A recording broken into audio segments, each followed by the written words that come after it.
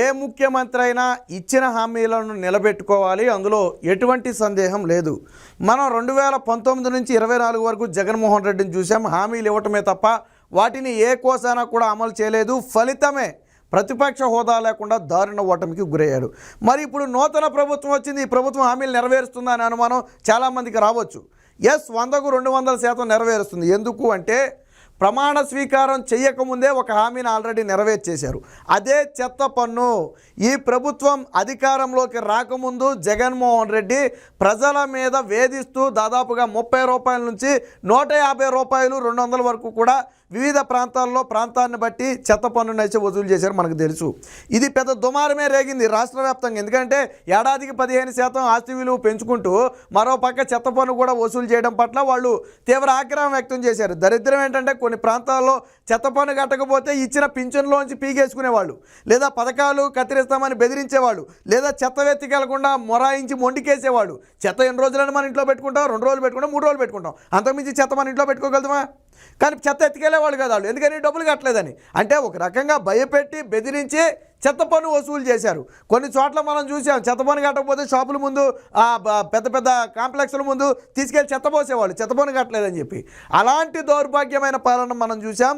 చంద్రబాబు గారు ప్రతిపక్షంలో ఉన్నప్పుడు ఈ చెత్త పన్నును పూర్తిగా రద్దు చేస్తామని చెప్పి హామీ ఇచ్చారు. హామీ ఇచ్చినట్టుగానే చంద్రబాబు గారు జూన్ 4 ఫలితాల తరువాత చెత్త పన్ను పూర్తిగా నిలిపివేయాలని చెప్పి ఆదేశించడం జరిగింది. అంటే ప్రమాణ స్వీకారం చేయక ముందే చెత్త పన్నుని నిలిపివేశారు. వాస్తవానికి ఈ నెల రోజులు చెత్త పన్ను కట్టించుకోవచ్చు. ప్రమాణ స్వీకారం వరకు కూడా ఈ చెత్త పన్ను కట్టించుకోవచ్చు. తర్వాత ప్రభుత్వం ఏర్పడిన తర్వాత తాతీగా ఆ మంత్రివర్గ సమావేశాలు ఏర్పాటు చేసి ఆ తర్వాత ఫైనల్ డెసిషన్ తీసుకుని ఒక 6 నెలల తర్వాత రద్దు చేయొచ్చు. కానీ చంద్రబాబు గారు అలా చేయలే. ఇచ్చిన మాట ప్రకారం ఈ రోజు నుంచి కూడా చెత్త పన్ను కట్టొద్దని చెప్పారు. అన్నట్టుగానే పూర్తిగా నిలిపివేయాలని చెప్పి ఆ మౌలిక ఆదేశాలు కూడా చంద్రబాబు గారు జారీ చేయడం జరిగింది. దీని పట్ల ఇప్పుడు ప్రజలందరూ కూడా హర్షం వ్యక్తం చేస్తున్నారు. ఎందుకంటే గతంలో ఎవరు కూడా ఇలా చెత్త పన్ను వసూలు చేసిన ఘటనలు ఎప్పుడూ లేవు. ఏ ప్రభుత్వం కూడా చెత్త పన్ను వసూలు చేయలే. మున్సిపాలిటీ వాళ్ళ బాధ్యత చెత్త మొత్తాన్ని కూడా తీసుకెళ్ళటం. జగన్మోహన్ రెడ్డి ప్లాన్ ఏంటి? వాళ్ళకి ఇచ్చే జీతాలు మొత్తం ఈ చెత్త పన్ను ద్వారా వసూలు చేసి ఇస్తే పోతుంది కదా. గవర్నమెంట్ నుంచి మనం ఎందుకు ఇవ్వాలా? చెత్త పన్ను ద్వారా జగన్మోహన్ రెడ్డి ఏడాదికి 200 కోట్ల రూపాయలు ఆదాయాన్ని తీసుకొచ్చేవాడు. దాంతోనే ఈ మున్సిపాలిటీలో పనిచేసే కార్మికులందరికీ కూడా జీతాలు ఇచ్చేవాళ్ళు. అంటే ప్రజల నెత్తి మీద రుద్ది చేతిలో నేను డబ్బులు ఇస్తున్నానని చెప్తాడు, కానీ అదేవిధంగా గుంజుతాడు. మనం చెప్పేది నెలకు 100 నుంచి 150 రూపాయలు. ఆ లెక్కన ఏడాదికి ఎంత అవుతుంది? ఎందుకు ప్రభుత్వం చేయాల్సిన పనులకు ప్రజలు ఎందుకు కట్టాల పన్నులు?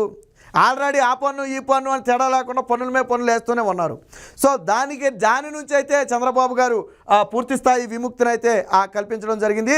ప్రజలందరూ కూడా ఇప్పుడు ఖుషి అయ్యే పరిస్థితి. సో దీనికి సంబంధించిన వార్త కూడా ఒకటి వచ్చింది, ఒకసారి చూద్దాం. సో చెత్త పన్ను వసూళ్లు నిలిపివేత, పట్టణ స్థానిక సంస్థలకు మౌలిక ఆదేశాలు. అధికారంలోకి వచ్చాక చెత్త పన్ను రద్దు చేస్తామని ఎన్డీఏ ప్రభుత్వం హామీ. అంటే నాడు చంద్రబాబు గారు కూటమిలో ఉన్న సమయంలో హామీ ఇచ్చారు.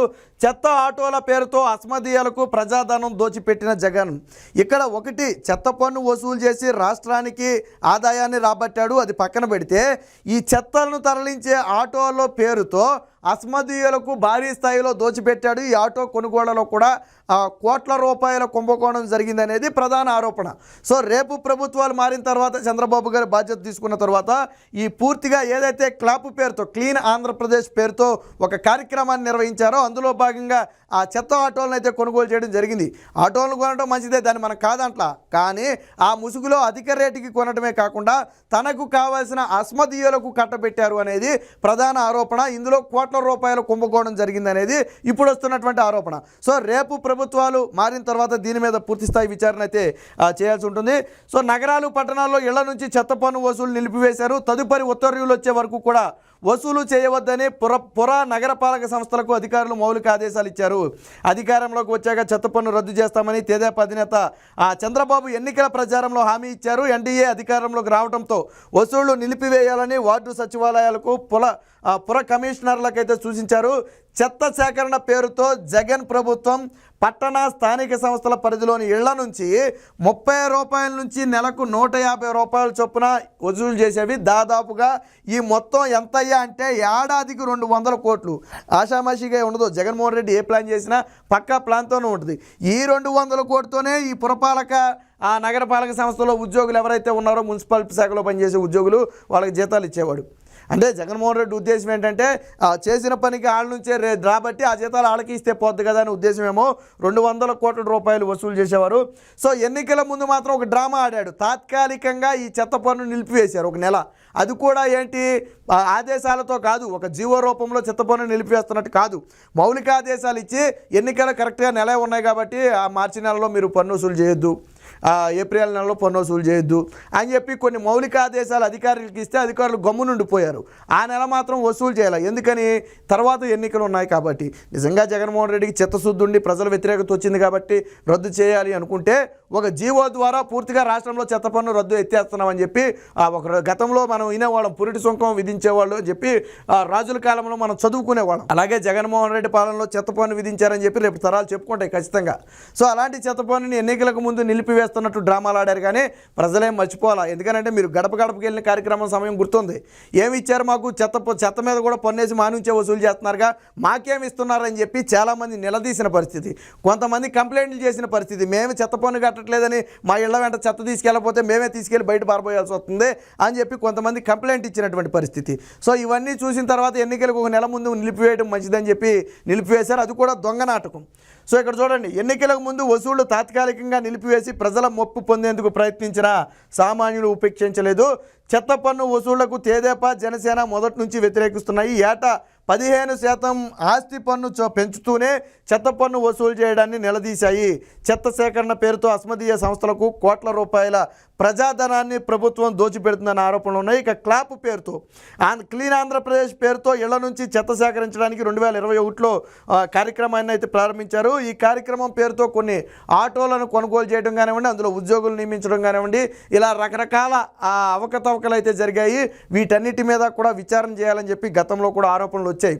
కాకపోతే వైసీపీ ప్రభుత్వం అధికారంలో ఉండగా ఇలాంటి ఆరోపణలు ఎన్ని వచ్చినా కానీ ఎవరు పట్టించుకునే వాళ్ళు కాదు కాబట్టి అప్పుడు దాన్ని అలా వదిలేశారు. కానీ ఇప్పుడు ప్రభుత్వాలు మారాయి కాబట్టి చెత్త పన్ను నిలిపివేయటంతో పాటుగా ఈ చెత్త పన్ను పేరుతో, ఈ ఆటోలు కొనుగోలు పేరుతో లేదా చెత్త సేకరణ పేరుతో చేసినటువంటి అవకతవకలు ఏవైతే ఉంటాయో వాటి మొత్తాన్ని కూడా బయటికి వెలికి తీయాల్సిన అవసరం ఉంది.